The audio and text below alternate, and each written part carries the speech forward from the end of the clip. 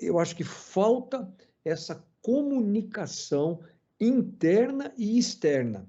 Eu acho que o Brasil ainda ele não sabe se vender, né? E agora a gente tem números, acho que a gente tem que pegar setor por setor para a gente poder mudar isso. Quer ver uma coisa interessante?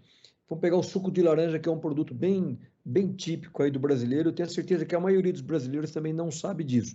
Primeiro que se você tirar o mercado norte-americano, de cada 10 copos de suco de laranja que o mundo bebe, 7 foram produzidos aqui no Brasil. O suco do Brasil, o suco de laranja brasileiro, ele é importante porque ele dá sabor. Por exemplo, o suco americano, dificilmente ele é bebido sozinho, ele precisa ser misturado com o suco brasileiro, para que se dê, porque é um suco azedo, é um suco ruim. Então, o suco brasileiro, ele adoça, vamos dizer, o suco americano.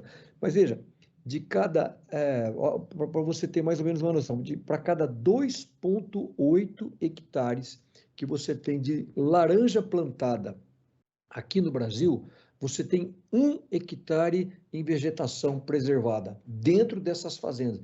Isso é incrível. Nenhum outro concorrente do Brasil, nenhum outro chega próximo disso. As maiores fake news hoje do mundo é exatamente sobre a Amazônia. É impressionante. É uma coisa incrível. Não sei se você se lembra, mas no ano passado o Macron, ele publicou, quer dizer, um presidente da República, um líder de Estado, né? Ele publicou uma foto sobre incêndios na Amazônia, que era uma foto de 20 anos atrás. É um absurdo Negócio, isso. e como ele foi a Gisele Bündchen, o Sim, Leonardo sim, DiCaprio, aquele sim, piloto de Fórmula 1, Lewis sim, Hamilton, quer dizer, sim, o sim, Cristiano Ronaldo como jogador de sim, futebol. Então, sim, é incrível como sim, essas pessoas, todas eles publicando fotos falsas, fotos sim. que não eram da Amazônia. Aí, o brasileiro, inclusive, era muito criativo, depois ele ficava fazendo aqueles memes, aquelas coisas. Mas aí pegava uma girafa morrendo lá, É isso. mas é exatamente isso, os absurdos em que a gente acabou chegando. E a gente só tem a lamentar agora.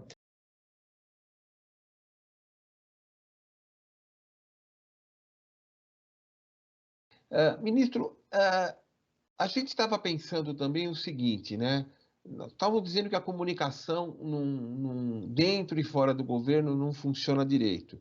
Na verdade, teria sido porque os empresários sempre foram os maiores brasileiros, os maiores responsáveis pela, digamos, ah, pelo ganho de mercado, tá? Pelo avanço no mercado externo. E nunca teve uma política agrícola que unisse toda a galera, como hoje em dia se fala, né? É, seria agora um novo momento de nós termos justamente uma política de comunicação que faça um interface de todo esse cenário, já que não é só empresário, agora é um país que está clamando por isso? Sim, essa sua colocação é muito pertinente. O agro, né, o campo, tem um ditado que diz o seguinte, que queixada fora do bando é comida de onça. Então, eu acho que o setor precisa, não é fácil, tá, Roberto? Não é fácil. Você colocar na mesma mesa o produtor de milho e o produtor de suínos, os interesses são totalmente antagônicos. Por quê? Porque o produtor de milho quer o preço do milho mais alto possível. O produtor de ovos ou de frango, ele quer o preço do milho, que é o insumo básico dele, no menor preço. Mas é necessário isso, até porque para a gente possa ter essa união para enfrentar esses desajustes que a gente vê e termos competitividade internacional. Então, aquilo que você vê hoje, por exemplo, você vê as entidades de classe nos Estados Unidos, é incrível o poder de mobilização, por exemplo, na Europa. Se você pegar a área rural na França, é incrível o poder político deles. Os Estados Unidos, olha que coisa incrível, nós não conseguimos exportar o suco de laranja para os Estados Unidos. E agora, por quê? Porque se você pegar a Flórida, geralmente os produtores de laranja eles são os maiores contribuintes financeiros, por exemplo, dos políticos, nas campanhas presidenciais, eles são unidos, Sim, eles têm lobby, eles trabalham. O Brasil não, o Brasil a gente está, né, sim, disperso. Eu sim. acho que agora, com esse boom desses preços, era o momento da classe estar unida, de fortalecer suas entidades, né, para que todos pudessem trabalhar e defender esse mercado comum lá fora, que é muito importante para nós brasileiros, né? Quero deixar aqui um abraço para o meu amigo Antônio, Adriano Fontana, melhor dizendo, né, que trouxe o ministro Antônio Cabreira e deixou uma pergunta aqui né? Que era o seguinte, um pouco sobre isso, empresários que ouvimos clamam que não há intercâmbio dos produtores de proteína animal com os produtores de grão. Qual a sua opinião sobre o tema? É, é, é exatamente isso. A gente tem essas dificuldades, não é fácil, mas eu acho que agora, talvez depois da pandemia, haja até um clima para que se possa sentar. Agora, e acho que essa união, sabe, ela é importante para que a gente possa ter uma visão diferente do país. Às vezes a gente está marchando, Roberto, numa linha só, e a gente não está tendo uma visão correta. Por exemplo, a gente citou a Belo Monte, citamos a Ferrogrão, como a gente tem que estar preocupado, e todos têm que estar preocupados, tanto o produtor de frango como o produtor de milho, mas até mesmo como sociedade. Você lembra aquela crise que aconteceu lá, por exemplo, na questão do Covid com Manaus? Não sei se você sabe, Manaus, basicamente, ele é a única capital brasileira hoje que ela não é interligada via rodovias num país que as rodovias é a principal matriz de transporte. Então, aquela crise de oxigênio, uma das razões é que a gente não tinha rodovia para chegar em Para Manaus. chegar lá. E por que isso? Porque desde a minha época, você lembrou um pouco lá do passado, nós não conseguimos avançar no asfaltamento da BR-319. Aquela questão ambiental era uma coisa incrível. Ninguém vai com uma rodovia destruir o meio ambiente. O que você quer é dar acesso a milhões de brasileiros. E agora a gente viu de uma maneira clara, né, essa questão aí da falta de uma infraestrutura. Então, eu acho que essa visão diferente do Brasil, de união, ela é importante. E a gente fazer uma análise mais profunda. Às vezes as pessoas falam assim, eu vejo às vezes algumas críticas em relação à China, que hoje é o nosso principal mercado. Mas a China está ganhando dinheiro, vendendo máscara, vendendo... A pergunta que a gente tem que fazer é o seguinte, por que aquela máscara, aquele respirador, qualquer produto aí que foi usado na pandemia, ele é produzido na China e não é produzido aqui? Eu acho que esse é o tipo de análise que a gente tem que fazer. Aí quando você vai ver, a gente tem aquela imagem da China, por exemplo, como país comunista e tal. A China, sim, tem as suas restrições, tem um partido comunista, mas se você pegar na legislação trabalhista, a China, ela é mais liberal do que o Brasil. Em Nossa. muitas coisas, a China tem mais liberdade econômica do que o próprio Brasil. Então, se você pegar na questão tributária, na questão de regulamentação, enfim, há uma série de coisas. Eu acho que é essa análise que a gente precisa fazer no Brasil. E a mesma coisa, a gente acaba não exportando, agregando valor e exportando commodity pela falta da competitividade. Às vezes a nossa energia elétrica aqui é cara, tem uma série de itens que a gente tem que saber trabalhar para que a gente possa aproveitar todo esse potencial, agregarmos valor nas nossas exportações. Então, agora, o que é o mais importante disso tudo, Roberto? O país nós já temos, a terra nós já temos, né? Diferente de outros que não têm isso. O que a gente precisa é acertar as nossas instituições, os nossos governos, desregulamentar, liberalizar, que eu acho que aí o céu realmente é o limite. Eu estava me lembrando aqui que a Europa reclama muito, quer dizer, não bem reclama, mas há um debate na sociedade que o consumo de carne, quando aumenta o desmatamento, aumenta o aspecto de que o boi consome muita água, etc. E tem uma vibe lá de produção de hambúrguer de grilo agora. Como é que sua experiência na área está mostrando esse cenário para o futuro? Eu acho assim, eu acho que o futuro agora é disruptivo, né? A pandemia, esses dias eu estava com o João Branco, que ele é o CEO e CFO do McDonald's, e ele usou uma expressão numa conversa comigo que eu achei muito interessante. Ele falou o seguinte: olha, o mundo agora era como assim, todo mundo aqui, imagina que a gente fosse lutadores de judô.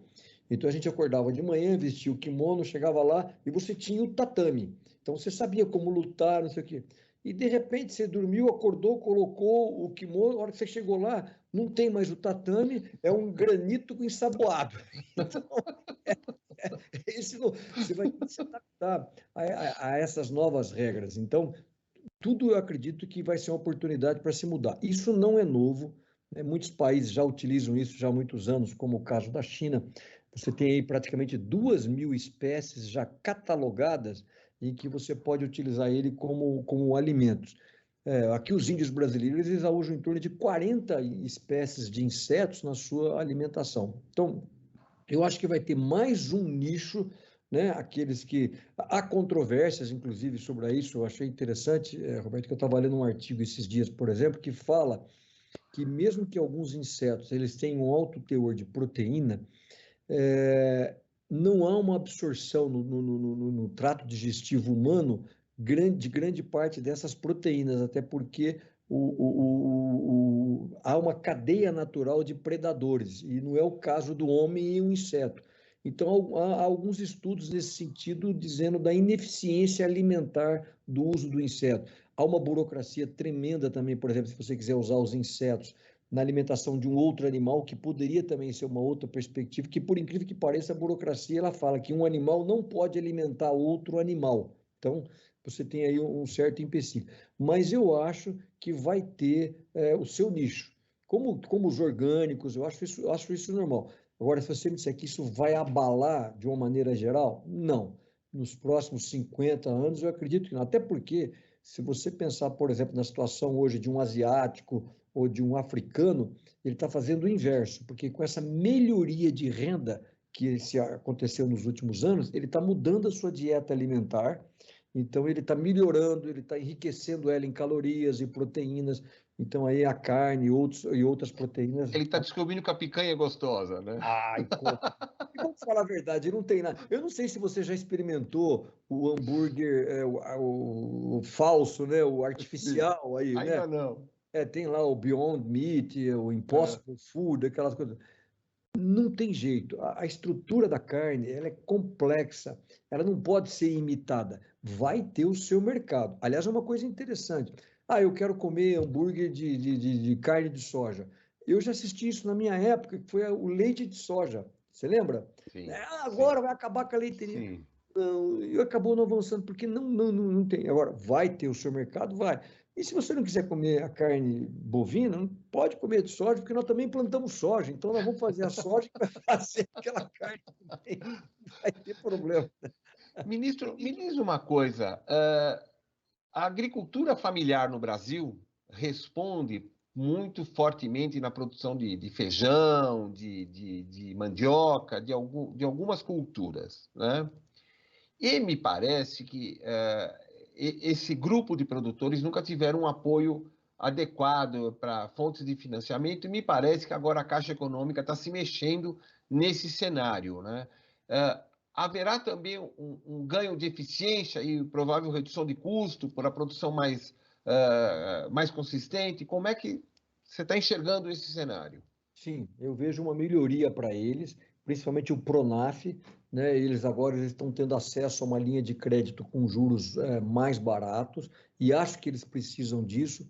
Embora, assim, pensando em futuro, Roberto, eu acho que o futuro, assim, a gente vai ter que começar a entender um pouco, porque quando você fala agricultura familiar, você imagina algo pequeno, né? A agricultura americana, ela é uma agricultura familiar. Totalmente, sim. Totalmente, e são eficientes, é um Sim. incrível. A agricultura americana é uma fábrica também de produzir comida. Então a gente tem que tirar essa um pouco dessa visão de que a agricultura do agronegócio, não, grande parte também do agro brasileiro é familiar, é tocado por famílias. Tanto é que você não tem muitas empresas no agro, você tem muito mais a pessoa física tocando o seu negócio.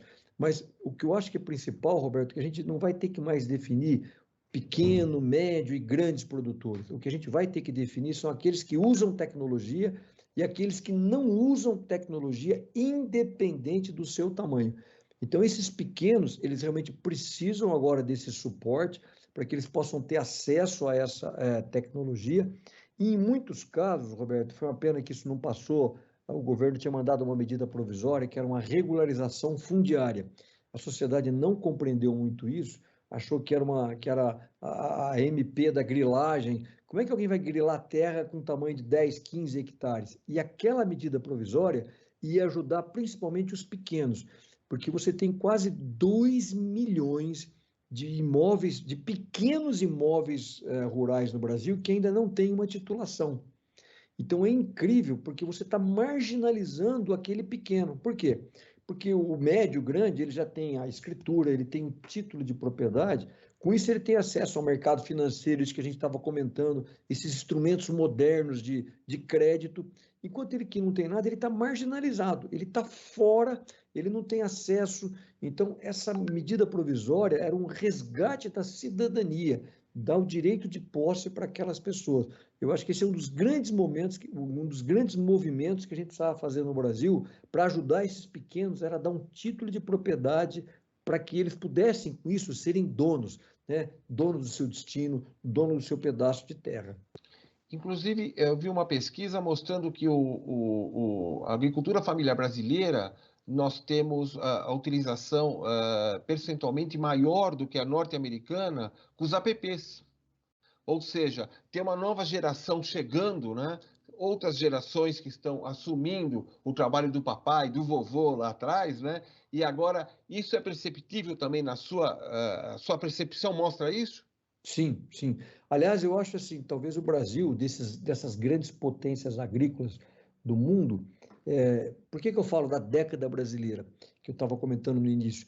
Porque assim, o Brasil é o único país dessas grandes potências em que você tem uma geração jovem chegando ao campo. Se você pegar a idade média hoje do agricultor americano, é 74 anos. A mesma coisa acontece com a Europa, a mesma coisa que acontece hoje na Austrália. E aqui no Brasil, você participa de um congresso de agronomia, um congresso de soja, de leite. Você vê uma geração mais nova presente, vibrante, jovens engenheiros agrônomos, veterinários, gente querendo produzir. Então, isso descortina um futuro que você não vê lá. Então, eu acho que esse é um dos grandes pontos positivos que o campo brasileiro tem e que os nossos concorrentes hoje ainda não têm. Essa geração mais nova, ainda encantada com razão pelo campo e pelo potencial do nosso agro. Bom, nós estamos chegando ao fim da nossa entrevista, mas eu tenho mais algumas perguntinhas para lhe fazer. Desculpe eu me estender tanto, mas eu estou adorando o papo. Eu sempre me divirto com as entrevistas, né? Ah, bom, eu como maquinzista, né? Opa! É, seu trabalho, fala um pouco do seu canal Fé e Trabalho. Ah, tá bom, tá bom. Aliás, como maquinzista, para você ter uma noção, o Mackenzie tem uma história também do agro, de uma maneira geral, que o primeiro presidente do Mackenzie, o Horace Lane, ele era um grande comerciante de algodão, plantador de algodão, então sempre teve esse relacionamento com o agro. Eu tenho muito prazer de poder também trabalhar hoje lá no Conselho Deliberativo do Mackenzie.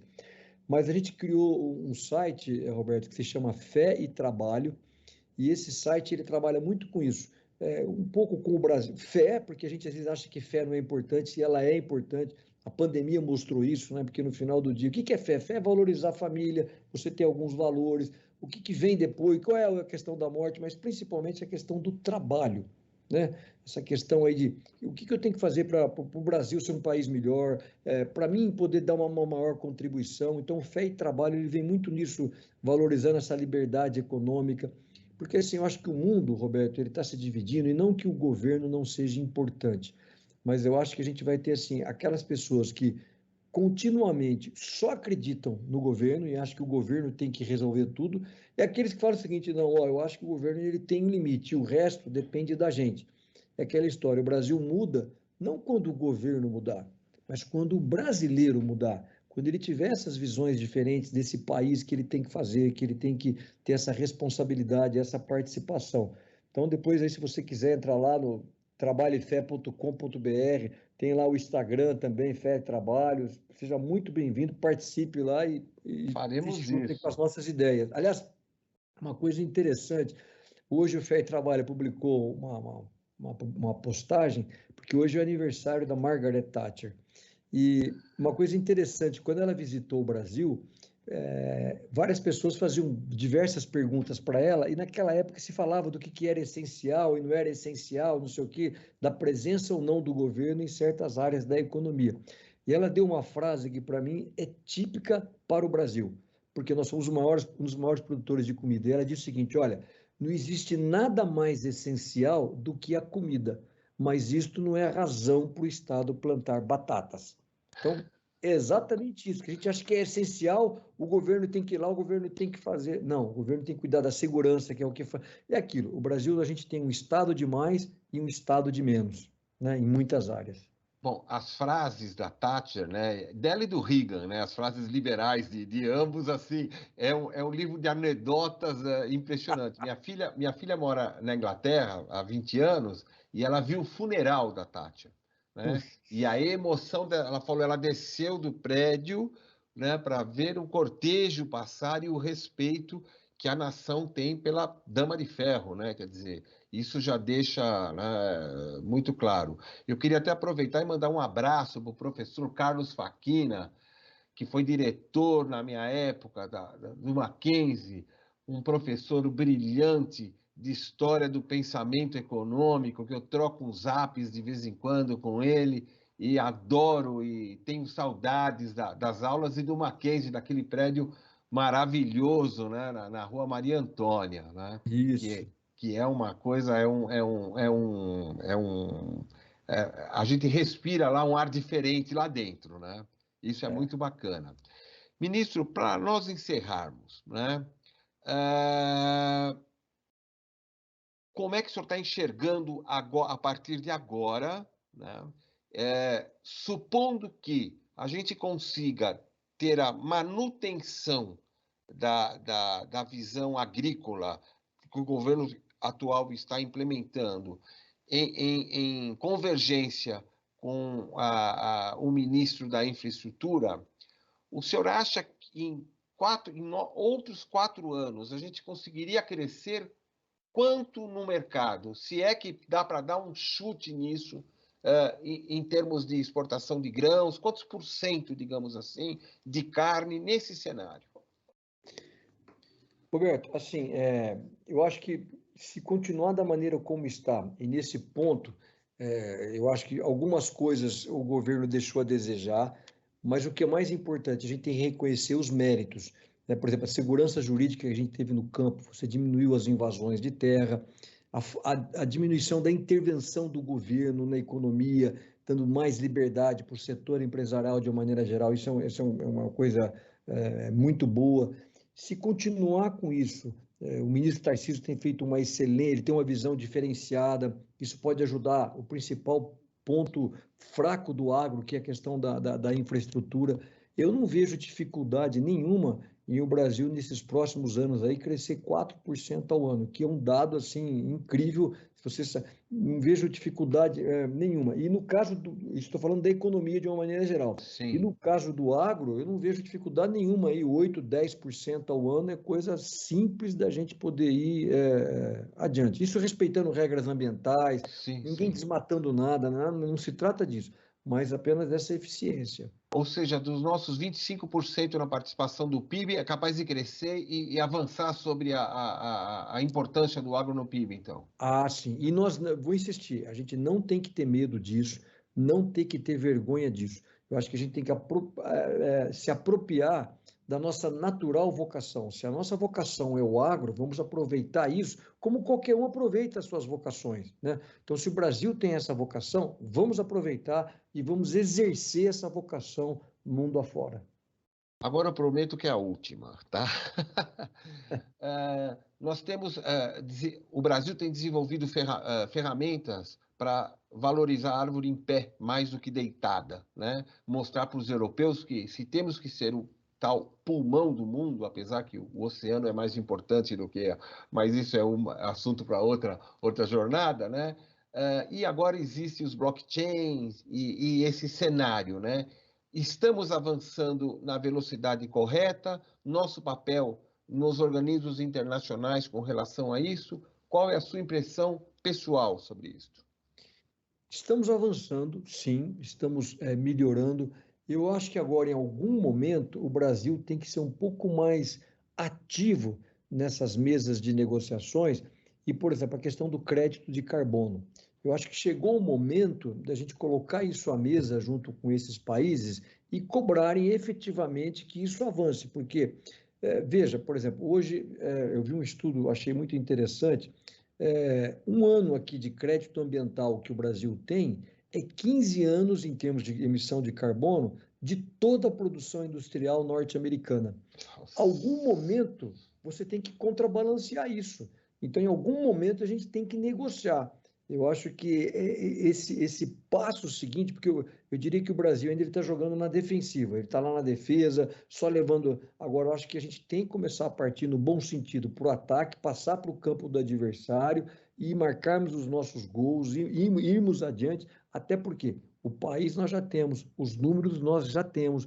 O que precisa agora é essa articulação de todo o setor produtivo com o governo e sermos aí um ator bem atuante no cenário internacional. Ministro, eu quero lhe agradecer muito. Foi um imenso prazer poder conversar consigo, tá? E eu queria aproveitar e dizer que o Programa Sustentabilidade, ele apoia muitas ações no campo educacional. Nós temos games educacionais para as crianças terem prazer pela leitura, crianças de 5 a 12 anos, e eu quero colocar depois à disposição nas áreas agrícolas, para que nos seus contatos, eu sei que tem muitos contatos em prefeituras, né? E as crianças que nós colocamos o trabalho dessa startup, elas estão lendo 100 livros por ano, 100 livros por ano, para responder os games, porque temos quizzes lá dentro que desenvolve